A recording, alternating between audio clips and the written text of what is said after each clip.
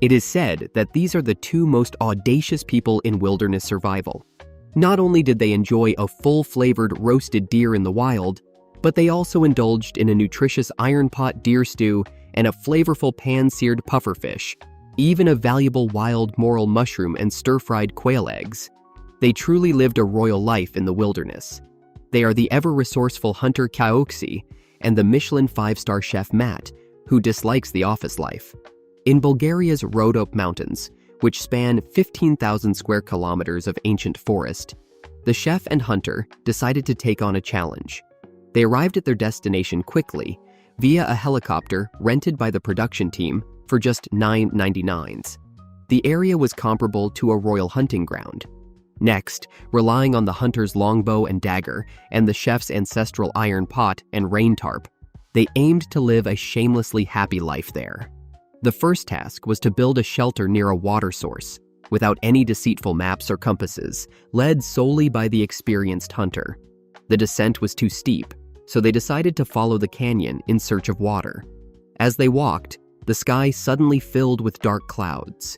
The seasoned hunter immediately called the delicate chef to collect some old man's beard lichen as a backup. As the rain approached, they quickened their pace. After 2.5 hours, they found a clear stream. Nearby, they chose a relatively flat area to set up camp. Just as they were about to build a shelter, wolf howls nearby nearly frightened the inexperienced chef. Soon, a light drizzle began. On the very first day, they encountered such gloomy weather. The considerate hunter, knowing the chef disliked rain, let him stay under the rain tarp while he alone built the shelter. After all, getting a bit wet wasn't a big deal for him. The rain lasted 2.5 hours. When the clouds cleared, the hunter had completed a single-pitched shelter. The chef, with his ancestral iron pot, collected a full pot of spring water from the stream. Back at camp, he quickly started a roaring fire with his bow, adding a few beech leaves to the pot. Boiling the water not only purified it, but also helped ward off the cold.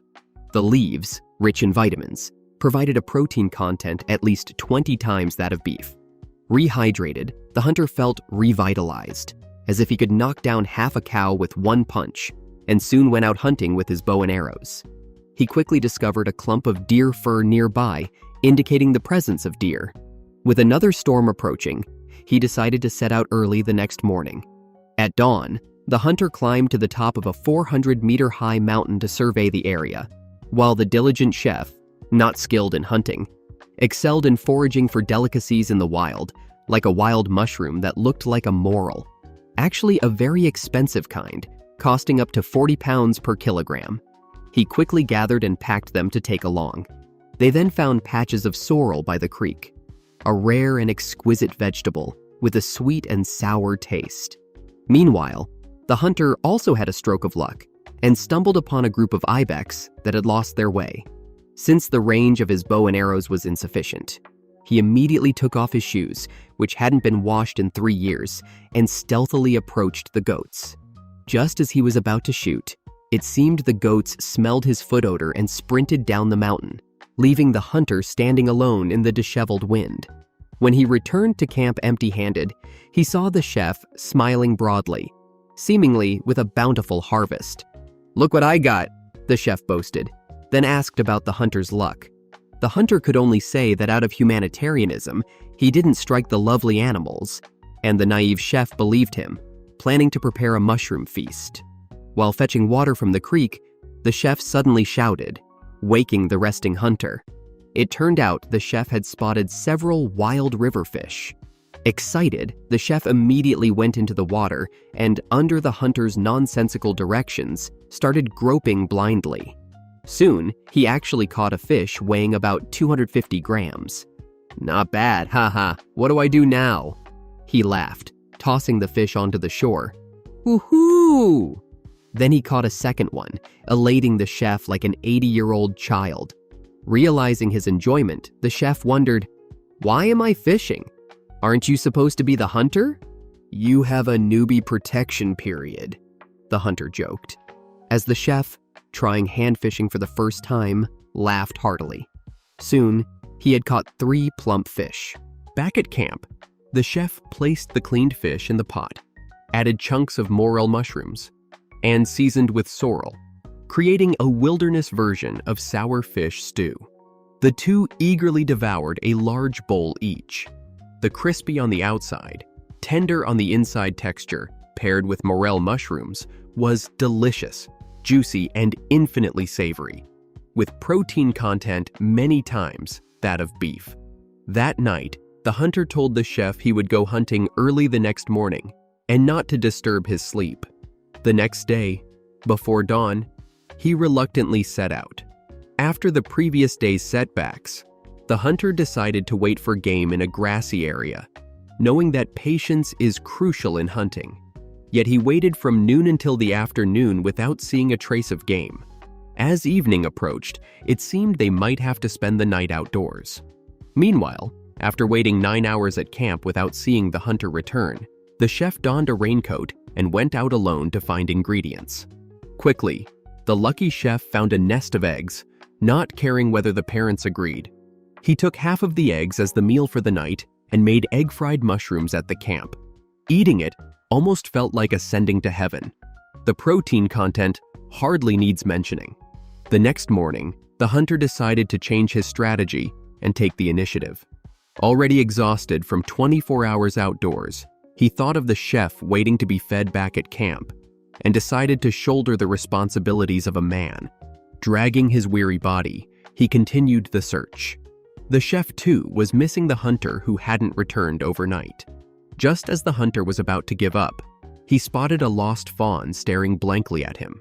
He stealthily approached and seized the moment to deliver a soul-stirring shot, dealing 999 damage, and the deer was downed instantly. Out of respect for the animal, he placed some grass in its mouth to let it die with food, expressing respect for the hunted. After processing the deer meat, the sun had already set. For safety, the hunter decided to rest on the spot overnight. That night, he sliced the deer's heart and threaded it on a branch, urgently eating some as fresh sashimi. The rest he cooked to medium rare. After 36 hours, he finally had a proper meal. The next morning, the hunter returned to camp with 35 kilograms of game, and the chef was overjoyed. With the game now at hand, he was eager to show off his skills. He laid out sticks on the ground to form a simple stand, fixed the whole deer onto it, and evenly rubbed it with thyme. He then slow roasted it over a low fire, adjusting the distance according to the thickness of the meat to ensure every piece was thoroughly cooked. During the wait, he used morel mushrooms and wild onions to make a rich soup to accompany the deer meat. After 2.5 hours of roasting, the flavorful roasted whole deer was ready. They savored the juicy, tender meat, which was dense and aromatic. Dipped in the nutritious broth, it was like living a better life than the Japanese emperor, even comparable to a royal feast. Both were very satisfied with the meal and packed up the leftover deer meat the next day to share with their hungry neighbors, successfully completing their challenge. While their neighbors struggled with hunger, these two achieved protein freedom in the wilderness. They not only enjoyed steaming iron pot turkey, but also juicy stone-grilled pancakes, sweet and sour acorns that were neither too sweet nor too sour, and even caught several pounds of crispy noodles, living a life comparable to royalty. The duo, comprising the ever-resourceful hunter Josh and the Michelin-starred chef Matt, who dislikes office work, came together over their shared passion. They planned to survive in the most primitive regions worldwide, carrying only a few simple pieces of equipment to enjoy royal-level delicacies. After an overnight discussion, they decided to embark on their first challenge in the Copper Canyon in northern Mexico. They boarded a nuclear-powered pickup rented by the production team for just $9.99. Along the way, wild proteins were everywhere, like a natural pantry. They chose a spot where animals gathered and got off, ready to enjoy their two-person world without the aid of navigation maps or compasses. Entirely relying on the experienced hunter's guidance, they knew the 3 essentials of wilderness survival were crucial. The immediate priority was to find a water source. But after wandering aimlessly in the 26 degrees Celsius jungle for half a day, they found not a single trace of water. The sight made Matt dizzy, and just as he felt close to collapsing, Josh led him to a mountaintop, where they spotted a river below, instantly revitalizing Matt. However, reaching it was not easy due to the steep cliffs and dense jungle at their feet, making it impassable. As the hunter felt at a loss, the chef suddenly discovered a pond nearby. Using up half a bull's strength, they reached the pond, only to be stunned by the sight of wriggling insects in the water.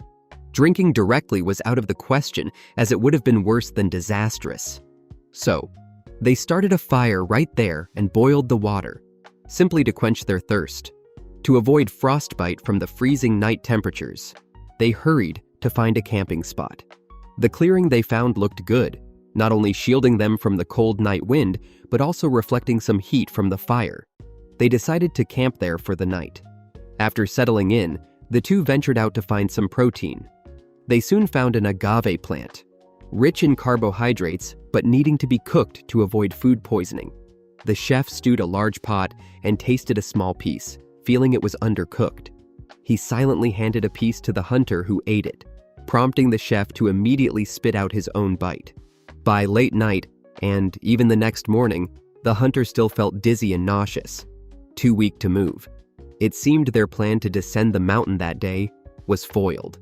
Seeing the weakened hunter, the chef somehow procured a bunch of pine needles, chopped them, and boiled them in water. After drinking, the hunter burst into laughter, feeling somewhat better and ready to hunt for protein. He barely missed catching a squirrel by 2.5 centimeters.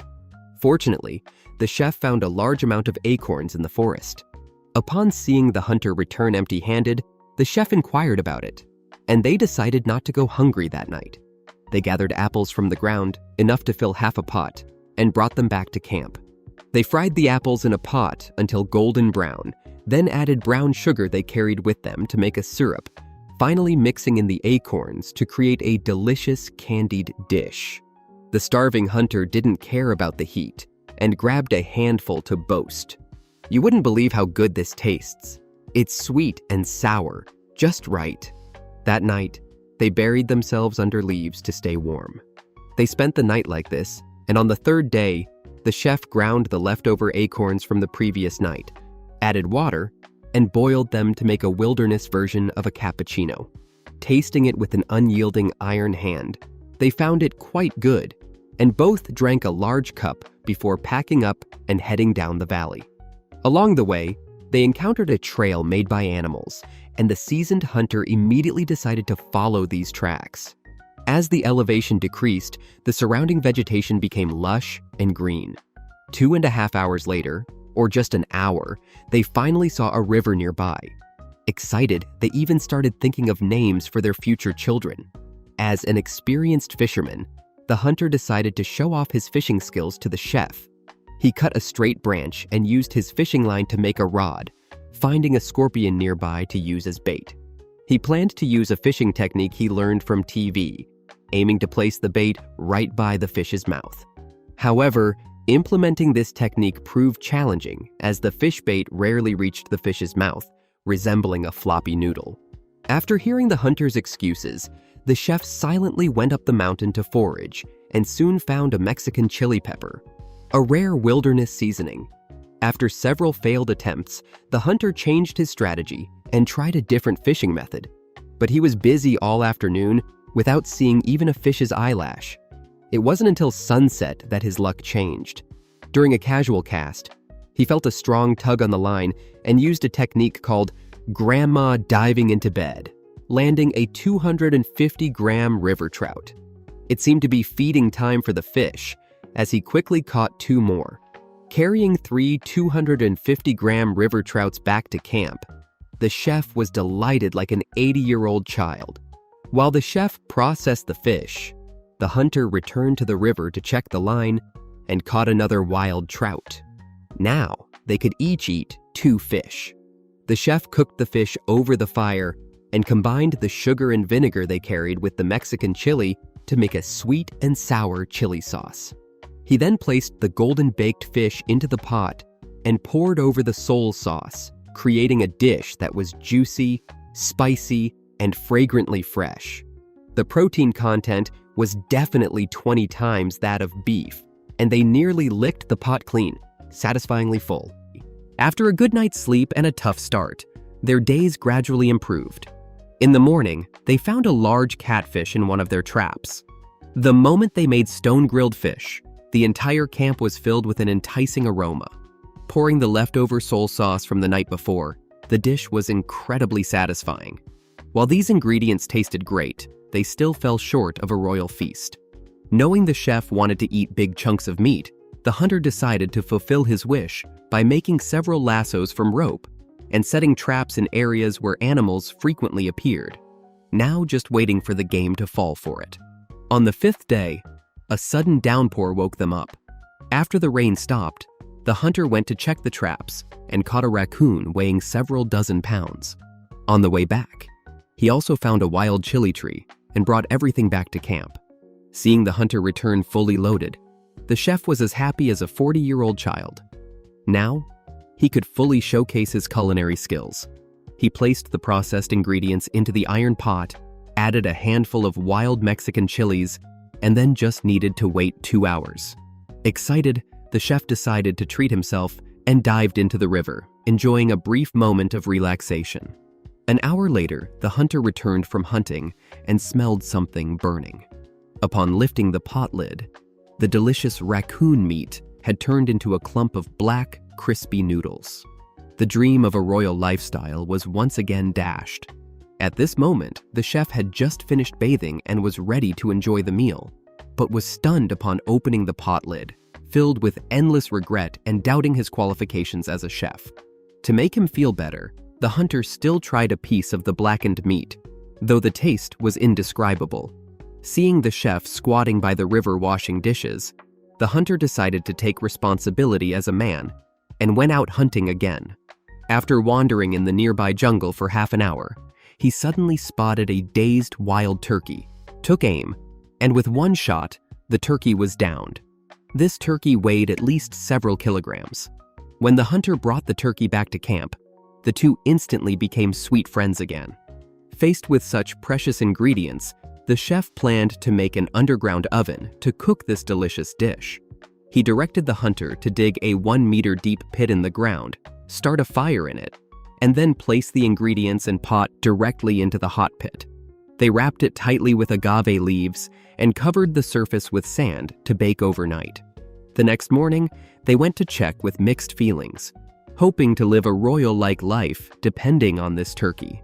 They uncovered the warm sand and were immediately greeted by an enticing aroma. Carefully lifting the pot lid, they removed the whole turkey, which had already stewed to the point of falling off the bone, even better than they had anticipated. The hunter couldn't wait and grabbed a turkey leg to show off, while the chef was more elegant, neatly arranging the meat on a plate. The meat was dense, yet not greasy, and the feeling of eating big chunks of meat was incredibly satisfying. Thus, they had completed the challenge of enjoying a royal feast in the wilderness. While others struggled in the wild, these two lived a vacation-like life of enjoyment. They followed an animal trail, searching for signs of wild boars whose footprints were everywhere. But they saw no trace of the elusive second brother. Just as he was about to give up, a small turkey suddenly flew overhead. Without hesitation, the hunter shot his bow, but his injured hand impaired his aim, missing the target by half a meter. Frustrated, he had no choice but to return to camp to think of another plan. Seeing the hunter return empty-handed, the chef knew without asking that it was another unsuccessful hunt. Realizing that tomorrow was quickly approaching, the chef asked the hunter to teach him how to use a slingshot so they could split up and cover more ground. They went into the woods, where the hunter demonstrated the slingshot, and surprisingly, the usually delicate chef showed a natural talent. He mastered the technique in just 2.5 minutes, impressing both of them. Immediately, they split up. Soon, the chef spotted a lone turkey and shot it with a single slingshot hit, causing the bird to fall from the tree with a thud. A lucky beginner's protection, it seemed. However, when he recovered from his shock and went to collect his prize, He found nothing but dense undergrowth around him. Meanwhile, the hunter noticed several trees with marks from wild boars sharpening their teeth. He decided to set traps along what seemed to be a frequented path, using the rope he carried to create snares and using branches for tension. After one failed hunting attempt, the chef lost interest in hunting but remained unmatched in foraging. He soon found a Central American palm inflorescence known as wild baby corn, which was high in starch and perfect for a staple food. He quickly gathered some to take back. Later, he discovered a waterfall with some unwanted capote plants nearby, which tasted somewhat like spinach leaves. Turning around, he also found some wild grapes, which were sweet and sour. Back at camp, the hunter had also spotted a turkey, but his arrow only scared it, and the bird even taunted him from a tree. As evening approached, the hunter returned to camp. The chef, back at camp, wasted no time starting dinner. He took down the non-toxic capote leaves, chopped up the wild corn, and cooked them together.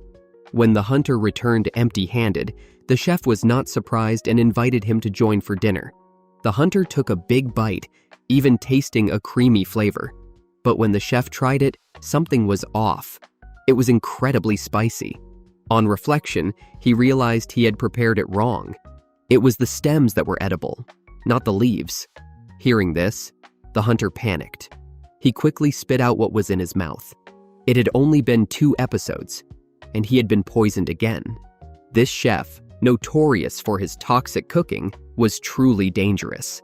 By the 3rd day, the chef was awakened by his own hunger, feeling as if his stomach was stuck to his back. The sympathetic hunter immediately found some wild grapes and made a pot of grape juice. After drinking it, both felt refreshed and invigorated. Knowing the chef wanted meat, the hunter promptly checked the traps, but found them empty. Fortunately, on his way back to camp, he encountered a wild iguana blocking his path. Without hesitation, he quickly dispatched it. When he returned with the game, the chef, still confused, eagerly started to cook. He poured crabs from his sock into a pot to stew a rich soup and roasted the iguana over the fire until it was tender on the inside and crispy on the outside.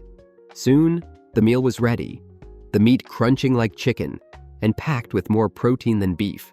By the 4th day, the traps were still empty, and facing starvation, the two cleverly decided to build a large trap. They chose a spot frequented by the second brother and quickly constructed a 2.5-meter pig cage out of bamboo. The principle was simple: use crabs and grapes as bait, and if the hungry second brother stumbled in, it would be trapped. On the 5th day, having not eaten all day, they were trembling with hunger. The traps were still empty, and by nightfall, the hunter even began to talk nonsensically. On the 6th day, driven by desperation, they checked the traps and caught a 66-kilogram wild boar. The sight of the 2 men made the boar shiver with fear. Considering its sharp tusks and the danger they posed, the hunter acted decisively and swiftly killed the boar. The delicate chef, watching in awe, silently gave the hunter a thumbs up. With such excellent ingredients, it was the chef's turn to shine. He seared the pork legs until golden, stewed them with wild grapes, and marinated the ribs with annatto seeds. He smoked the ribs covered with banana leaves over the fire. The tenderloin, the most delicate part, was tied to a stick and grilled over charcoal. As they waited for the feast to cook, the hunter gathered some wild corn in the jungle. By the time he returned, a royal-level feast was ready. Not only was there charcoal-grilled tenderloin, crispy on the outside and tender inside, but also wild grape-stewed wild boar meat, accompanied by fresh corn vegetables. The chef's careful plating made the eyes well up with tears at the sight. The first bite was juicy and fragrant, and the protein content, surely multiplied in this supercharged meal, far exceeded that of 10 cows. Although the process was challenging, they eventually completed the challenge and lived the royal lifestyle they had long dreamed of. The next morning, they packed their gear and began their journey home. It's said that following Grandpa Virtue for 3 days means going hungry for 9, but these 2 were hungry for 6.5 days out of 7. Their plight was so dire that horrific doesn't fully capture it. They had to rely on an iron pot soup, rich with tree bark, to stave off hunger, and they didn't even spare a tiny 0.025 kilogram perch. If it weren't for the last day when they caught a plump perch and had a decent meal, they might have left the wilderness for good. In northern Finland, near the Arctic Circle, lies Kuusamo, a land of ice and snow. This episode, the prudent chef and the hunter decided to take on this challenge. They boarded a nuclear-powered snowmobile owned by the Oreo brothers and quickly arrived at their destination. For the next 7 days, they would fend for themselves. As it was noon, the temperature was a warm 2 degrees Celsius, but at night, it would plummet to minus 30 degrees Celsius. Their first task was to find a campsite. The hunter immediately chose a nearby frozen lake, guessing it would have an endless supply of wild crucian carp.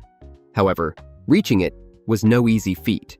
With half a meter of snow on their path, they had to move slowly forward, bowing repeatedly in deep reverence to the snow. Seeing the delicate chef struggling, the hunter decided to make him snowshoes. He chopped some sturdy, thin branches and fashioned them into durable flip-flops. The chef tried them on and soon was moving with ease.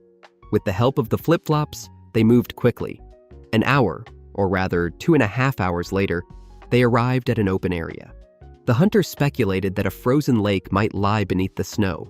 Excited by the prospect of unlimited fish, the chef began to dig fervently.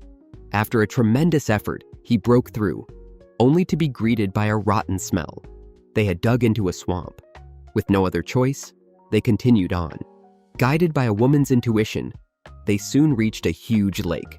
With evening approaching and not wanting to freeze into icicles at night, the hunter chose a spruce tree and began collecting branches. Meanwhile, the chef cleared the snow from the ground. Once the digging was nearly done, they laid the spruce branches on the ground as a mattress, creating a cozy little home. They then collected some unwanted lichen branches, and using a flint with a char cloth, they struck sparks into tinder, blowing gently to ignite a robust fire. For water, they simply filled a pot with snow and heated it over the fire. With the shelter, fire, and the cooling effect of the open air, they at least wouldn't freeze solid at night. The next day, the hunter went into the forest early to look for protein. Soon, he found fresh sawdust on a tree and discovered a fat grub under the bark, which he popped into his mouth to quickly fill a gap in his teeth. He then collected dozens more, planning to use these insects as bait for fishing. He cut down a sapling and attached his ancestral rusty blade to the top, then went to the middle of the lake and drilled a small hole. He baited the hook and dropped the fishing line into the hole, simply waiting for fish to bite. Meanwhile, the chef tried his luck outdoors, hoping to find some berries. He dug in a likely spot but found nothing, presumably because the neighbor had already foraged there. Back at camp, he decided to try something different. He chose the European red pine, whose bark is rich in fibers and minerals, providing about 300 calories per pot. However, the taste was hard to describe. The hunter had been sitting on the ice for 2.5 hours, growing increasingly impatient with the cold and the lack of fish. He decided to leave the hook in place and block the hole with spruce branches to prevent it from freezing over before returning to camp. Seeing the hunter return empty-handed, the chef continued to process the tree bark. Soon, a pot of spicy tree bark soup was ready. One taste and their expression showed that it was hardly delightful. If they couldn't catch fish, not only would their goal of living a royal life be unmet, even basic survival would be a challenge. On the third day, the hunter checked the fishing line first thing in the morning, but still, there was no sign of fish. The chef went out to look for berries, but found none, as the neighbors seemed to have taken them all. By the fourth day, after missing 12 meals, the two were visibly starving, with the hunter even experiencing stomach cramps from hunger. To alleviate the hunger, they made a pot of pine needle tea. After drinking, the hunter went out again to check the fishing line. Although no fish had been caught, the bait was gone, indicating there were definitely fish below. So, he reset the line and tried fishing again. An hour later, there was finally movement on the line. When he pulled it up, the fish was quite small, seemingly a perch's grandchild. But knowing that these fish usually feed in groups, he expected more would follow. Sure enough, he soon caught a small gourmet fish, and then a third. Within half an hour, he had caught 8 fish. Before leaving, he used the smallest fish as bait, hoping to catch a big one. He packed up the rest and took them back to camp. The chef stuffed juniper berries into the fish to enhance the flavor and used an iron skillet to fry them slowly over the fire. Soon, a delicious dish full of color, aroma, and flavor was ready. The taste was so good that the starving pair nearly licked the skillet clean. After eating their fill, the hunter decided to go hunting, targeting the local beavers. He followed the stream upstream, quickly locating a beaver lodge.